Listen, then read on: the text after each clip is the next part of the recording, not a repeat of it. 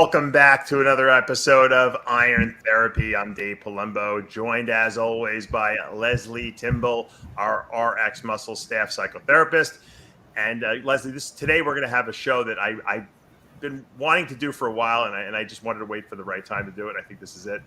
It's about trophy hunters, guys who go out or girls who go out there and will do every show they possibly can, even if they're at an elite level, and do every division in the show, just to see how many trophies or medals or whatever, plaques, whatever they're giving out every time. And it almost gets annoying because if you're at a show, you hear their name called out 40 times for winning 40 different classes or even placing first, third, second, fifth, just they don't even care as long as they're top five and they go home with some hardware, Right. It's almost like trick or treating. You want to get as many treats as you can when you go.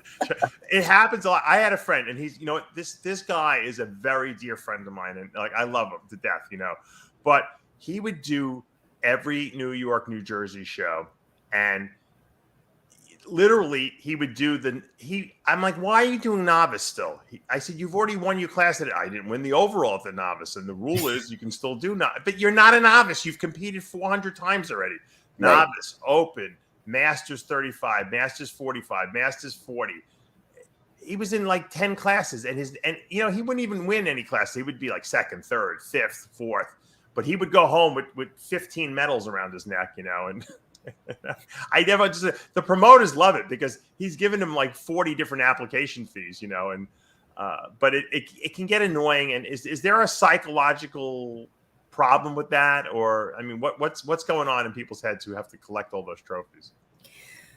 Well, I think it's good to distinguish, people who are at the lower level versus the higher level. So when you get people who are doing show after show, let's say at the pro level, that's a little different because the pros get paid. So it's, it's a job. You want to get that incentive. Yeah. Ashley Faltwasser is a perfect example. She wants to make money. And so she does a lot of shows and she cleans up. I mean, Ian Valier last year was doing multiple shows and putting money in his pocket.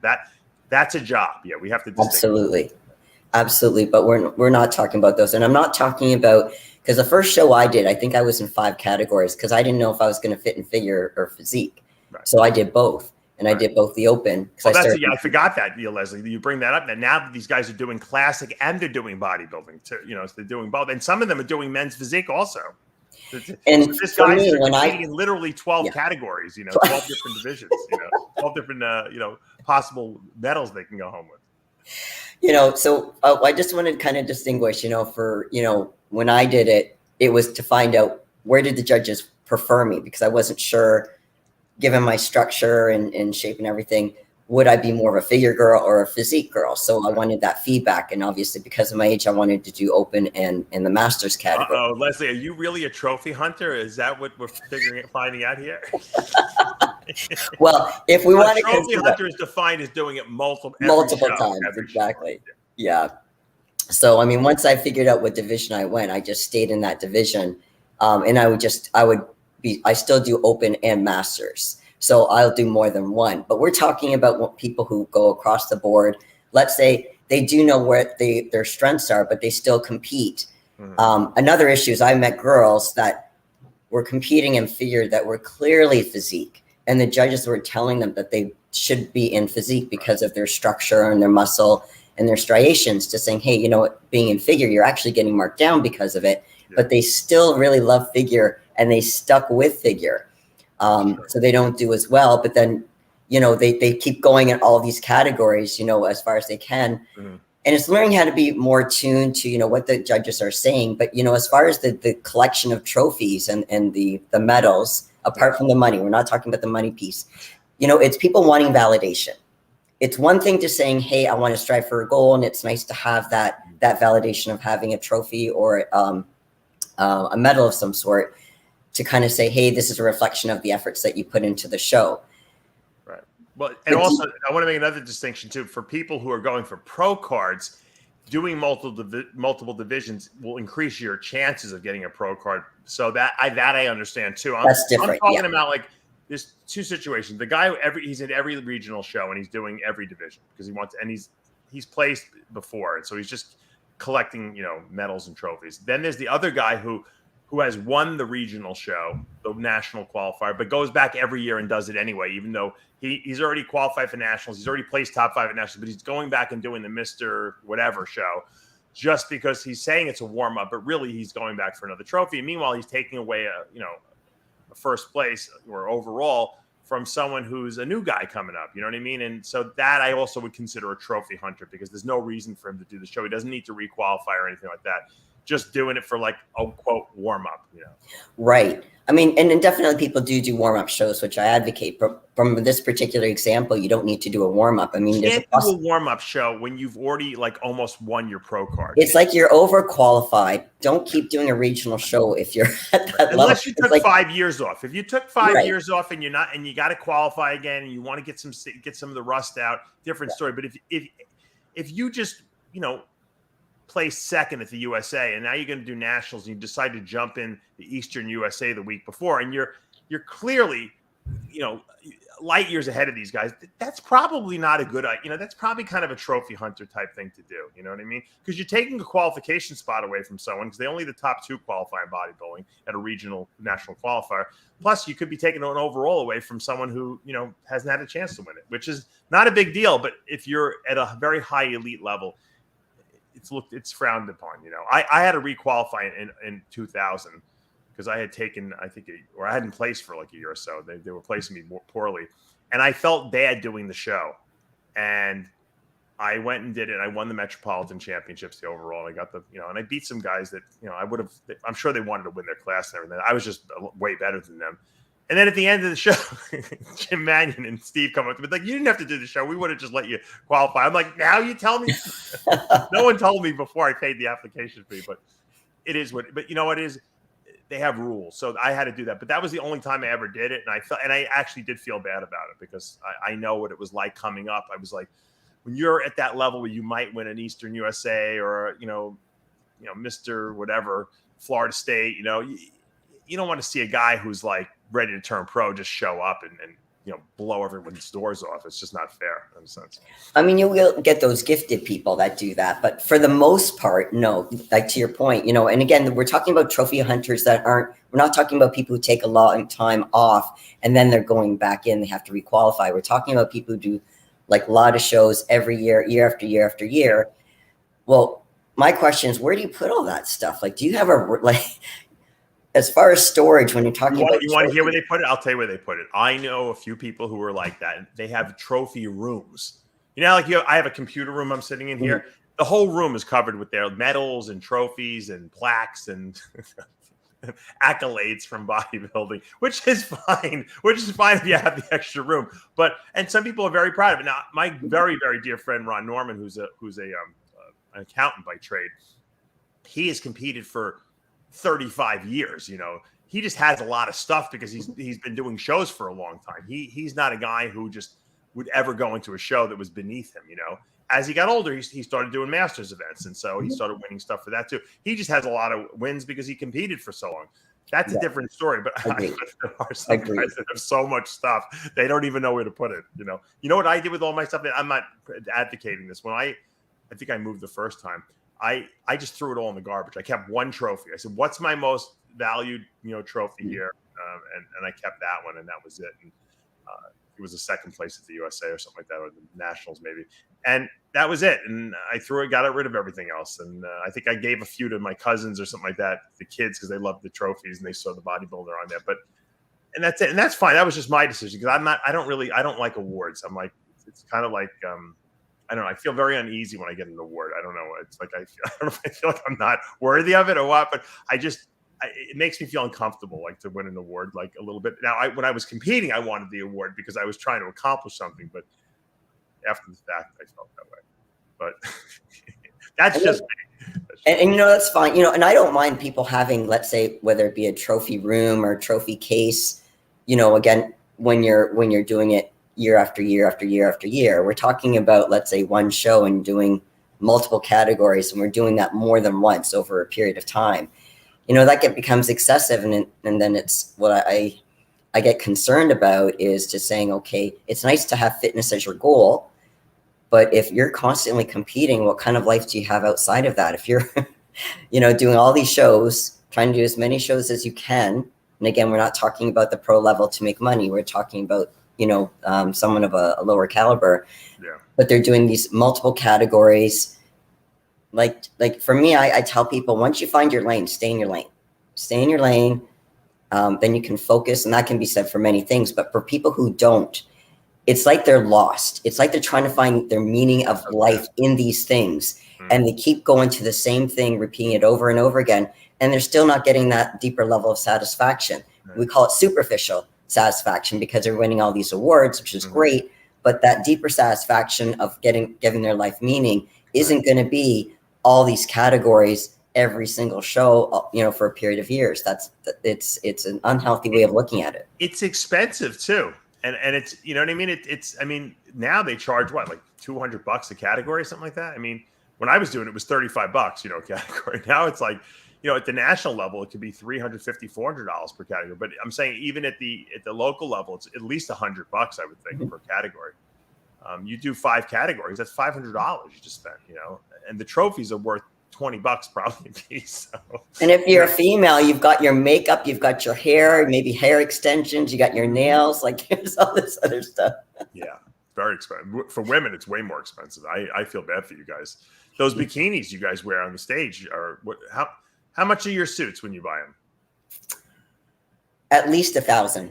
At least, right? At least. And I've seen some ones with the Swarovski crystals that are like $2,000-$3,000 a piece. Easily. See, this is the thing. You it depends on how fancy you want to go and what your budget is. Yeah. But yeah, minimum, like honestly, like $1,500 up. Right. I'm flabbergasted.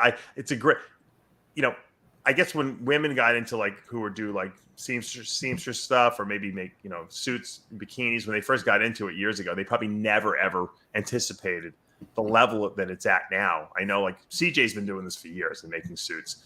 And I don't think, she was making suits originally for just women bodybuilders and men bodybuilders. And those suits didn't cost a lot. There was nothing, fancy about them. And then as the fanciness came about, then fitness came about, and fitness needed a 1-piece and a 2-piece. And then figure needed a 1-piece and 2-piece, and then also fitness needed a costume, to wear for their routine. And then that's where the money started coming. If my daughter was good with sewing, I'd be like, go to seamstress, become a designer, because you can make a ton of money in our industry if you can make a really nice suit and do it with a level of consistency and have it fit well. Man, what a great business that is, right? For sure. Mind you, I wouldn't personally want to do that, even if I could. I can't. I'm lucky if I can sew a button. But even if I did have that skill, and if I enjoyed that skill, I don't know if I could do it because you're hunched over all the time. And, I don't know if it'd be hard on your neck. But for me, hats off to the suit designers out there, because, you have to have an incredible level of patience, not to mention creativity. Lesley, let me tell you something. The good girls who really do a great job, they do one suit, they do the prototype, and then they have sewers come in and they pay the sewers to do the multitude of suits. At least the smart businesswomen do that. Very few people, I think, anymore sew everything themselves. They can't. It's just too much, So they lay the patterns out and they show the designs to these women, and then they get, a bunch of women to come in who are already hunched over. They sew the suits together. But getting back to the trophy hunters. Because there is a level of something in their brain that needs validation.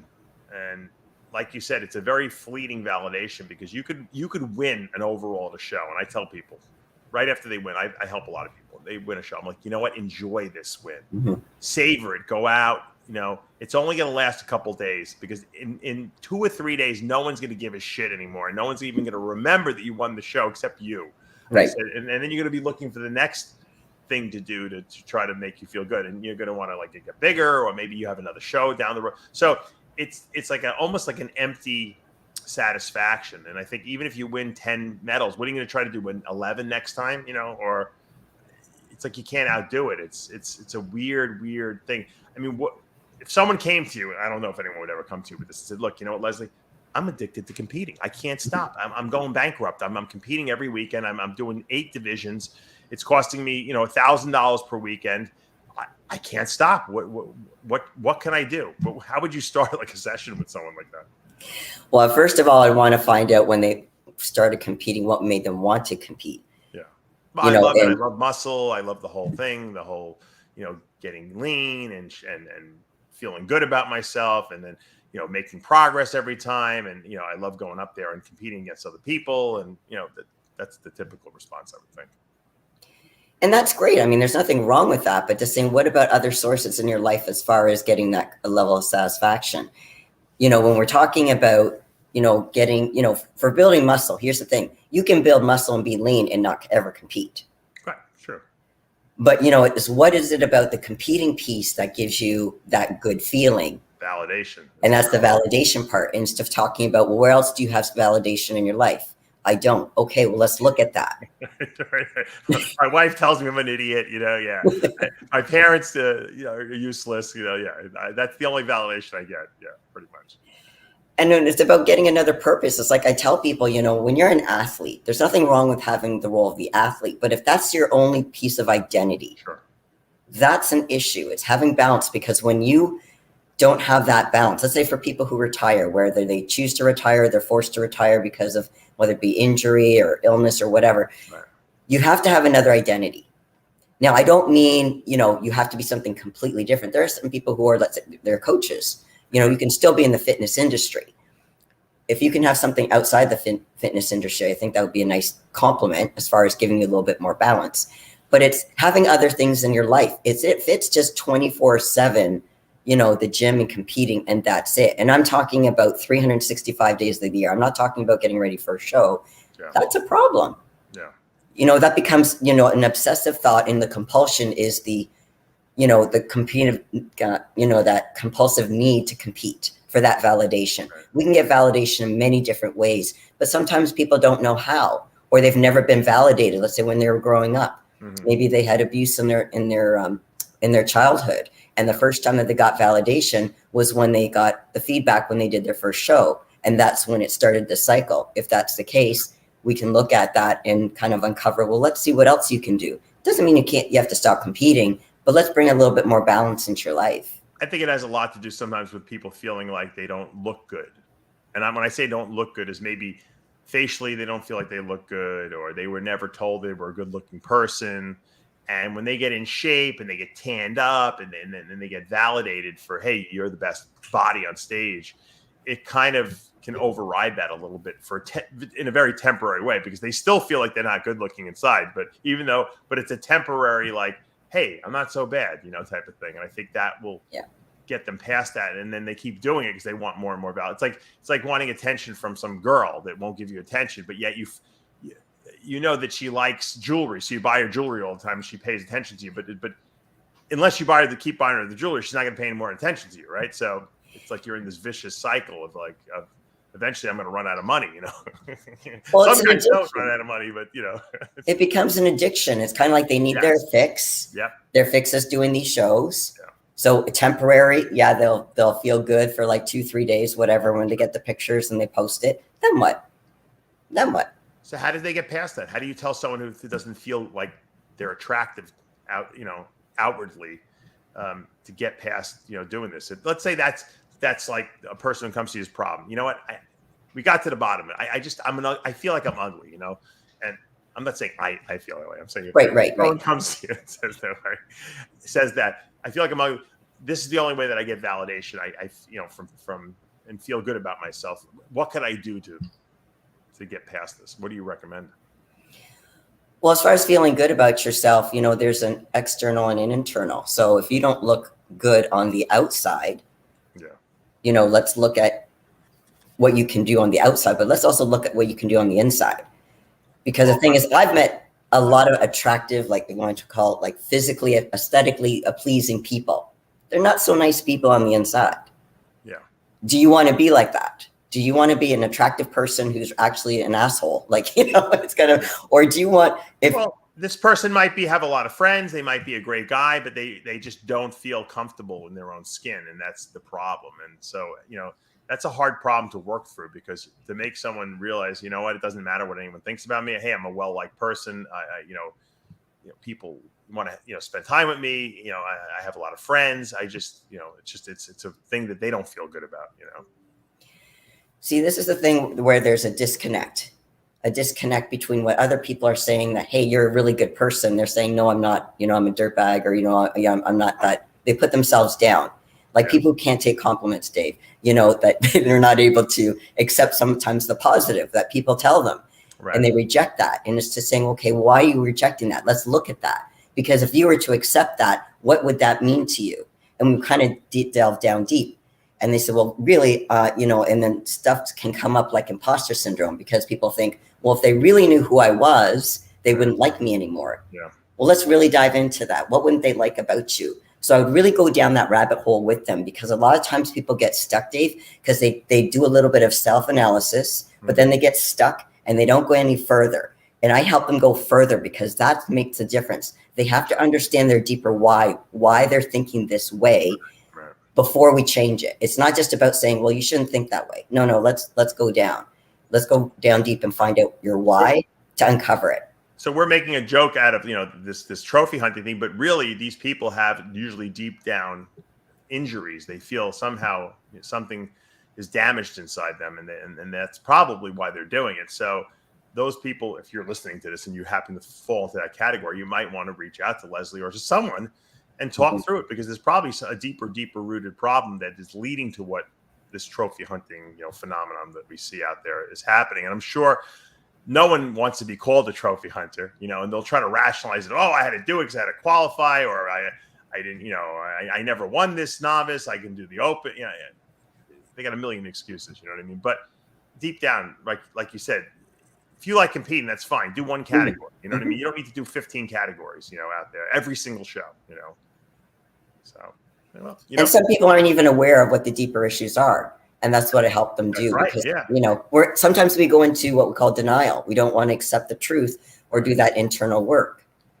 Unfortunately, a lot of people wait till something happens to them, and then they can't work out anymore, or they get, something wrong with an organ or heart problem or kidney problem, and then they're forced to stop, and then they feel depressed because of it, because now they can't do what they're addicted to. So that before you get to that point, guys, seek help, or women, seek help, talk to someone about it, find out why you have this incessant need to compete all the time in every category, and explore it, and there's nothing wrong with competing, but when you start getting a little out of control with it, and you wind up, people start getting annoyed with seeing your name 1,000 times at every show, that could mean that there could be a potential problem there. So check it out. Lesley, you're going to be doing a follow-up on your YouTube channel following this event, the show, I should say. Yes, definitely. Minutes, and so people can head over there if they want to ask you more questions about this or about anything else. And I told her off the air, but if any of you guys haven't seen it, the new She-Hulk series is on Disney now. I think I said that Lesley reminds me of the main character, She-Hulk there. So she could potentially have an alter ego as the She-Hulk. Guys, check it out if you haven't seen it. I know Lesley's going to be, as soon as she gets off her YouTube channel, she's going to go running over to Disney Channel and watch it now. My kids have seen it 4 times already, the same episode. I'm looking forward to watching it. All right, guys, as we see every week, you have any questions, suggestions for show topics, put them in the comments below. Send them over to Lesley or myself. Put them on the RX Muscle Instagram comments, and we will absolutely explore any topic that people think is valid. I'm still trying to get my good friend Roman Fritz to come on. I want to talk about his crazy apple eating diet that he had, when he was a kid. And I think it's a very funny story, and he'll tell you how he got over that and what happened, because it is a really funny story. I reached out to him. He didn't respond. I don't know. Maybe he's traveling. So we'll try to get him on for next week. For now, I'm Dave Palumbo with Lesley Timbol.